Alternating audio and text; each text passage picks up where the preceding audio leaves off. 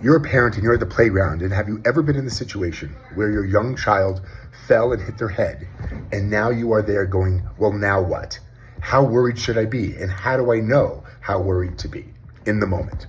So here, because we don't gatekeep, here we are going to try to help parents at least understand what are the very low risk set of criteria that doctors and the pediatric emergency providers use when we're assessing kids who've hit their head. So you know how worried to be. The disclaimer is, the younger and younger your child is, like heading into infancy, the harder it is to sometimes interpret if they're injured, and the more likely you will need to be seen by a doctor somewhat urgently to make sure your child's okay. But there's definitely some guidelines and rules that every parent can understand to help us stratify who are the kids we should really worry about and who are the kids that are very likely to be fine.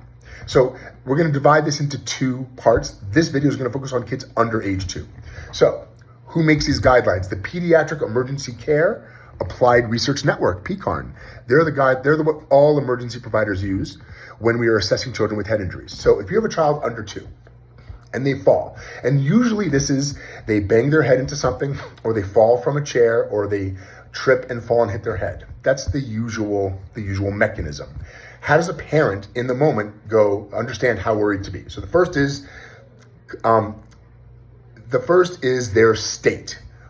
This is where parents know better than anybody. How are they acting?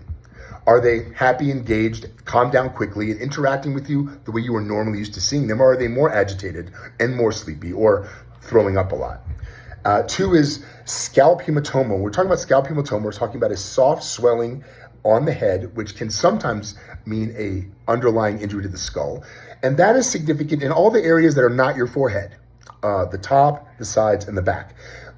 Goose eggs on your forehead, if your child is acting fine and their mechanism was low risk, is not a concern. The forehead goose egg in a well-appearing child, not a concern. And then the third is loss of consciousness. Did they get knocked out? And then the fourth is the mechanism. So anything where the fall was under 3 feet, usually standing height or like off a chair or off a bed, is usually 3 feet or under. And not a severe mechanisms are things like getting hit by a bicycle, getting hit by a high velocity thrown or batted object, in a severe car accident where there was significant damage to the car, injury to the other occupants. So if you meet all those low risk criteria, then your child is very, very likely fine. You should always speak to your pediatrician and always make sure that you understand, but you're very unlikely to need to go to the emergency room, and most likely can be watched at home.